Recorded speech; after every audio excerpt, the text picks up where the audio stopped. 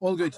Okay, I said there were lots of errors on both sides, but the worst one, well, not the worst one, but the most difficult one to swallow was probably that one right at the end when it looked like you're about to grab victory. Yeah, and I would say tight games like this one where you've got two big provinces playing against each other, the amount of opportunities that you get are not going to be as much. So if you get them, you've got to finish them. And I think if you look at the first 20, 15 odd minutes of that game, I think we camped on the Bulls 22 and they defended really well. So I thought we walked away there without getting enough points. And then the way we started the game is similar to how we finished the game. So we had a chance to finish the game and score in the end. We couldn't get that right as well. So I would say you're 100% right. In tight games like this, you've got to try to finish off your opportunities. And that's been kind of the theme for us, is that we create a lot of opportunities, but now we've got to find a way to convert those opportunities into points. Is that experience, nervousness, or is it just time together as a team? Yeah, and I guess we're getting more and more time together in the team, so we are becoming we're getting more cohesion, more connection. But I think sometimes it's just about a guy asking for the ball and say, I'll score. You know, sometimes it's a desire thing. It's one guy saying, forget systems and those things, give me the ball and then I'll just go score. So I think sometimes it's about maybe myself as a coach, I need to give them more freedom and, encouragement to take the risk and back themselves to score when they get into those situations. So I think I can wear some of the blame on why we don't convert when we get close to the try line. Last one from me. Based on what you just said, do you think it's perhaps a fear of failure? They're too scared, literally too scared to make mistakes? Well, I would hate for it to be that because one of my coaching, I got a coaching philosophy. It's about simplicity, clarity, and relationships. So if they're scared, then I'm doing something that's against the core of what I feel as a coach. So I believe on the back of relationship, there should never be fear, that the player should be playing with freedom. So I'm really hoping it's not that, Jan. Maybe it's between clarifying and simplifying. Maybe I've got to get that part right more than the fear. Hi, Joey. Hard luck there. I don't know if you can hear me. I can hear you, Ash. Okay. 60-40 possession and territory, and you guys put some wonderful passages of play together, particularly in the first half. I think one sequence was 15 phases, another 12 phases, and like you say, just that sort of hammer blow, that knockout punch wasn't being landed. But you must be encouraged by at least the continuity with ball in hand. Yeah, I would say that, Ash. So JP Peterson is our attack and backs coach, so he does a lot of work on getting us into shape and working hard off the ball.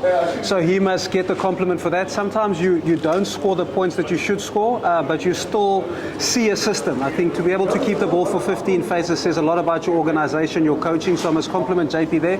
And as I said earlier to Jan, we've just got to find a way to get over the try line. So 15 phases can look beautiful, but if it doesn't convert to 5, 3 or 7 points, then it's also may as well have scored after 1 or kicked it away after 5. So I think the conversion is a big thing for this team going forward. And just in terms of the kicking game, Joey, it was good mixture there from Bradley Davids in particular.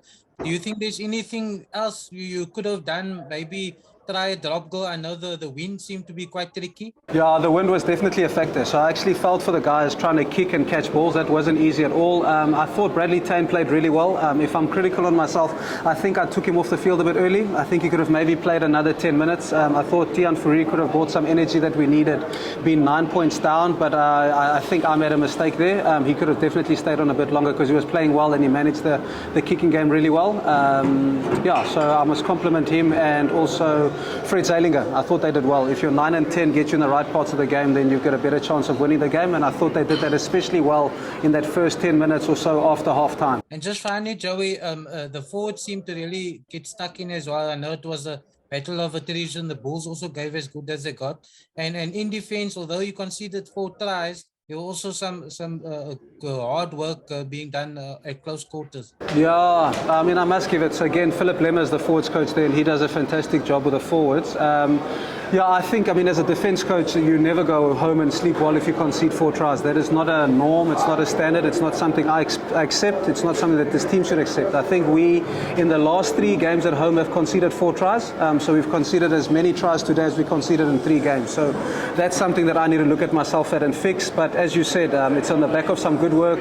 You never play a Bulls pack and it's an easy game. So they're well coached by Gerrit Small. So Philip Lemmer did a good job to get those forwards up and to stay in the battle. I think that's probably, Ash, my biggest takeaway from this game is at 19-3 down against a good side like the Bulls have with 4 Springboks and 7 or 8 junior Springboks, to come back and be within a score of winning the game, or one breakdown of winning the game, says a lot about the character of the group. And I keep saying that every week. I mean it. It's not just that I'm saying it for the sake of saying it. I'm proud of these guys for the way they came back, although we mustn't normalize winning. I said to them in the change room afterwards, they mustn't say, oh, we lost to the Bulls by 4 points. There was a game there for the taking and they didn't take it. So that is the standard. If you want to be in high performance sports, you've got to know that you've got to win games like this. Yeah, Joey, very quickly for you there. You had the Bulls scrum under a lot of pressure in the first half. They had a number of scrum penalties and a very interesting decision late there. You're trailing 19-3 and you swap out the entire front row. But I got to say that, boy, those boys came on and made a lot of great carries and phases and a lot of movement there. It seemed to be a turning point for you coming back in the game.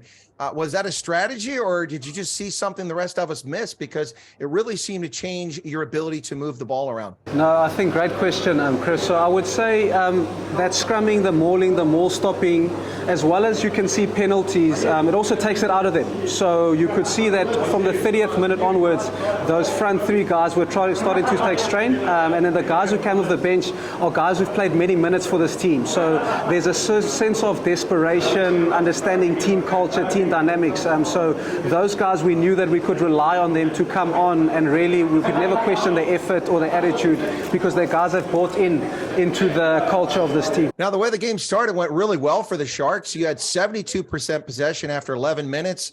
The Bulls making a number of poor errors. It looked like you were going to really be in good shape here, but somehow the Bulls pulled it off there. Was there a turning point in that first half where you had a little concern, or were you still comfortable as the first half progressed?